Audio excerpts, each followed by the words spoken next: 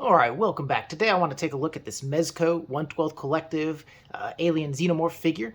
This is my first Mezco figure I've had in hand. I actually did just buy a couple of the Rumble Society Krieg figures, but I haven't received them yet. I found this local, and so I picked this up. I'm pretty excited to open it up.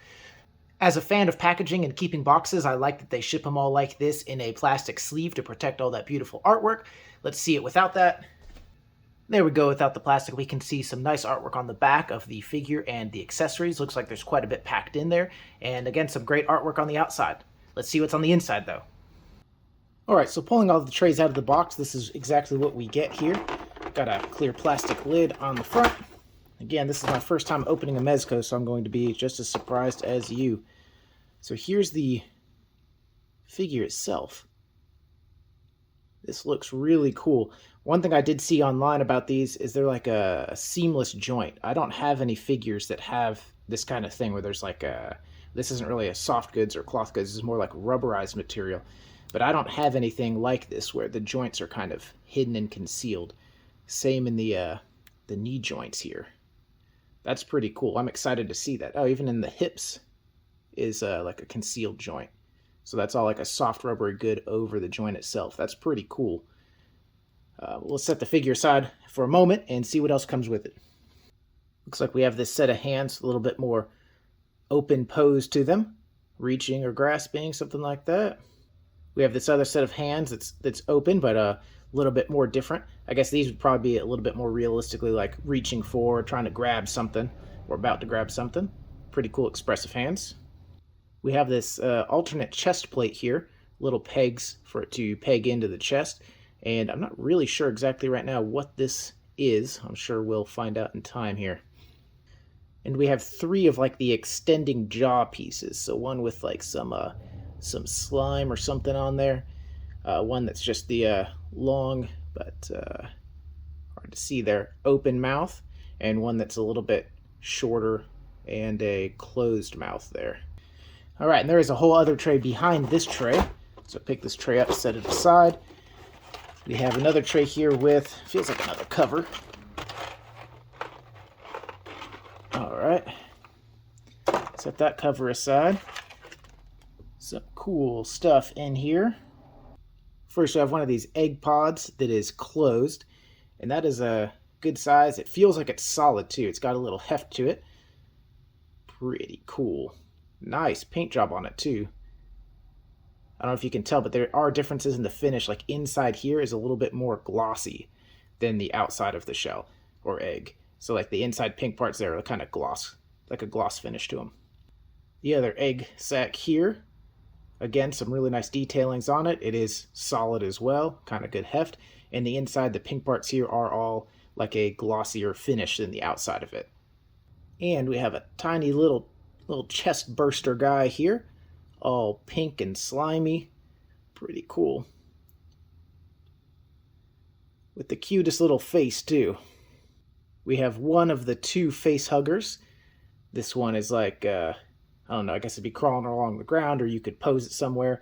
It doesn't really feel like this tail is like a bendy wire. It feels like it's just solid plastic, but it's a type of plastic that is pliable enough that if you needed it to be in a different place, I'm sure you could heat it up and form it and have it sit how you want it. But again, the detailing and the paintwork is really, really nice. So far, I'm pretty impressed with that. And the second face hugger. This one is all coiled up like it is on somebody's face, which is awesome because it looks like you can just pop a head off, slip it in there, then pop the head back on the neck joint, and you'll have this really cool face hugger. We'll have to see that on a figure here. Find somebody to sacrifice in a bit. We have a cool base plate stand. There is a peg here, and the feet do have holes in it for that peg. And we also have this articulated articulated hook here, or clamp, to hold the figure up. And it looks like that foot peg just pops out from the other side. You just push it, this will come out, and this will go into there. They also give you this little 112 branded Ziploc bag that's in the tray. I guess if you're ever going to discard the packaging, you can use this bag to put all your accessories in. I guess they do not know me. I'm not going to discard this packaging. And here we have the Xenomorph out of the box, just as he comes, with no other accessories or swap outs or anything like that. Get a good look all the way around him. I think the look first pass is phenomenal. The amount of detailing and all that is really, really nice. Even in these rubberized parts that covers, all the arms and all the legs, there's quite a bit of sculpted in detail or molded in detail there. And that chest piece around him and his back, that's all hard plastic, and the head is all hard plastic. But on both materials, they're able to get a ton of detail captured in there. All right, and here we have a look with one of the other sets of hands swapped out and one of the shortest extended jaw piece put in there. I also threw one of those egg sacs in there just to get a better size comparison and a look, seeing it all the way around. All right, and here we have the last set of hands. We have that little chest burster on the ground. This is the open egg sac and one of those face huggers. I also swapped out for the longer of the two jaws, but I guess the clean version, not the one with like drool or whatever it is coming out of it. Pretty cool look so far. This guy looks really, really incredible.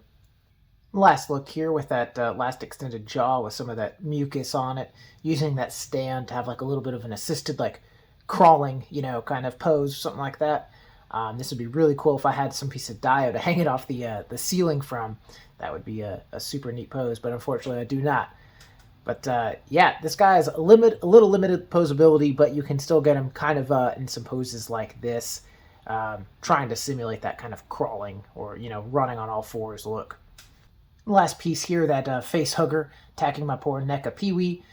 Basically just most figures that are of similar scale, you can just pop the head off, slide the head into that face hugger, and then pop the head back on.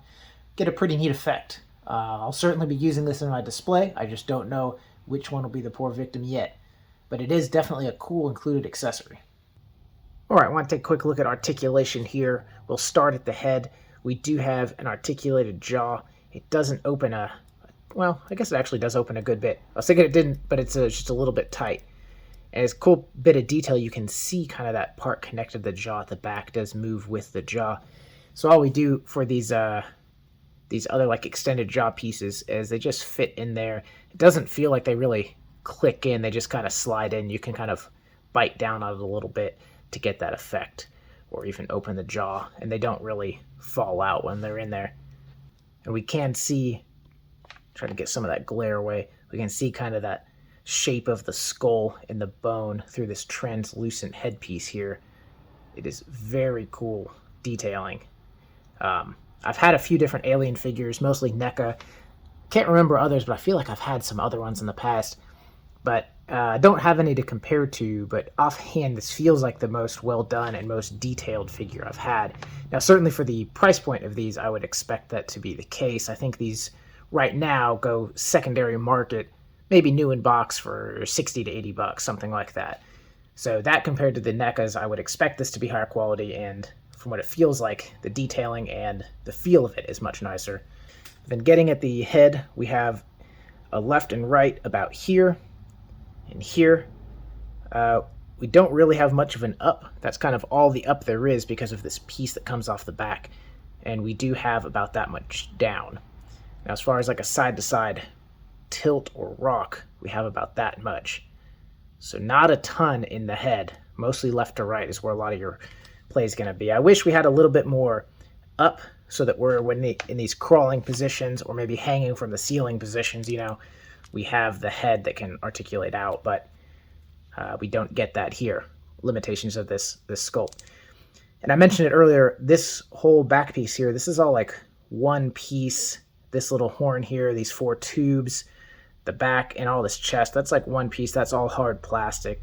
The head is hard plastic, but everything else is soft rubber coating. So like the stomach area here, the lower back, the pelvis, the hips, the thighs, all this is one continuous piece all the way down to the ankles, and then the feet are hard plastic, and the arms are going to be all soft goods, or not soft goods, but like rubberized to the wrist, and then the hands are going to be plastic again.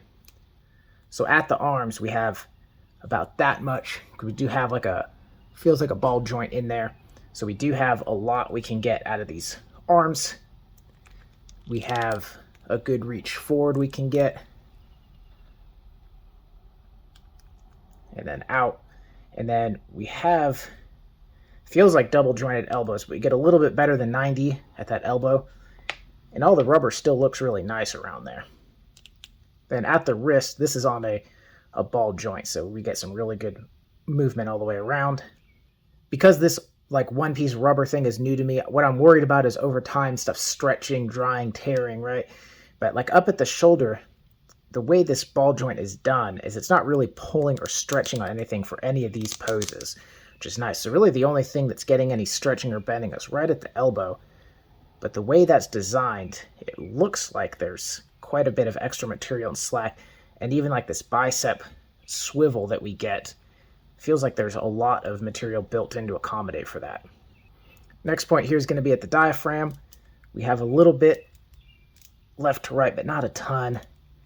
A little bit front to back, but again, not a ton. It kind of bounces back when you try to go forward. Leaning back, you get a little bit that stays, but not a ton. Side to side, same thing. It kind of is squishy, but bounces back. We do get a good twist, though, so you can get like a 90-degree twist on that. And moving down to the legs, again, that's one piece of rubber, which looks really nice all the way around the tail. The tail has a bendy wire in it. Normally, I don't like bendy wire things because they feel like I'm going to damage them bending them, but this actually feels really nice. Feels like it's really easy to bend. The very tip is hard plastic, but all along the way, it doesn't feel like I'm doing any damage or anything to it trying to bend it. So we can get some really cool poses with that tail. The legs, we get out about that far, and there is a little bit of bunching at the sides, but it doesn't look too bad. As far as a kick forward, we get a pretty decent amount kick forward. Let's see what we got on the back. Not much. Really kind of stays there with the hip, or in line with the hip. The knees get a good bit better, but not a good bit better, but a little bit better than a 90-degree bend. Then at the ankles, this is the part I have a little issue with. The ankles are a little bit loose, this backward and forward rock. We see a little bit toe down. We don't get much toe up. So it's kind of hard to have him in a pose where he's like, his knee's gonna be over toes or anything like that, because the toes don't really go up. And then as far as a rock back and forth, we get a little bit, again, not a ton, and then we can spin all the way around. All right, time for a couple quick size comparisons here. We have two Cosmic Legion figures, kind of the larger female size figure on the left and the mid-size or standard size male figure on the right. A couple more Cosmics here, one of the larger Sphexian figures on the right and the smaller female figure on the left. And here the new Jada Tony the Tiger on the right and a SH Figuarts Goku on the left. And lastly, a McFarlane Dark Knight on the right and the NECA Pee-wee on the left. So some final thoughts here on my first Mezco figure. But I felt like it was a really good figure. It wasn't absolutely mind-blowing to me, and I do like the movie, I do like the character, and I do like the figure itself. The only real cons I would say with this figure is this is just a little lack of articulation for what I was hoping I would get with a Xenomorph figure. In my mind, these things have a lot of flexibility, a lot of dexterity. So I was hoping for a little bit more flexibility in like the ankles, the knees, the hips. The arms I feel like are pretty good, but in the head was a little bit limited because of some of the way that just that hard plastic was done around the head and on that back piece there, kind of limiting the mobility. I'm not sure if the neck peg would accommodate it. In some more vanilla type poses, this figure does look incredible. So getting toward the pros here, the look of the figure, the detailing, all that stuff, phenomenal. I didn't feel like the joints were too tight, too loose. I don't feel like that rubber stuff is really going to rip on me. I mean, time will tell. I haven't really heard any issues with it, but time will tell if it kind of dries out and deteriorates. But it feels like it'll be pretty good. I like the other accessories we get. I like that we get a few sets of hands with it. The two egg sacs, the couple face huggers, that little chest burster guy, the extra jaw pieces. All that I think is great. The only comparison I have for another Xenomorph would be like the NECAs. I mentioned I feel like I've had other ones before, but I just can't recall. But the NECAs for sure I had. I ended up getting rid of them after more than one or two of them broke just trying to pose them and move them around. And it took me many, many years to ever, again, buy another NECA figure. So judging just between those two, you know, if you just need a Xenomorph in your collection, I would 100% go with this. Maybe NECA has stepped up since then. Maybe their Xenomorphs are better since then. I don't know. I've bought a couple other NECA figures since then, and I haven't had issues, but that was years and years ago I had those Xenomorphs. But aesthetics-wise, this one really knocks it out of the park. I think value-wise, this one really knocks it out of the park. All the other very well-executed accessories, I couldn't see paying what you would for a NECA to get what you get versus paying for this to get what you get here. All in all, I'm really pleased with this Mezco figure. I'm really looking forward to what I'm going to get with my next couple Mezco figures, and I'll have to review those as I get them in hand. And we'll see how much I fall in love with that line. Thank you guys again for watching, and as always, have a great night.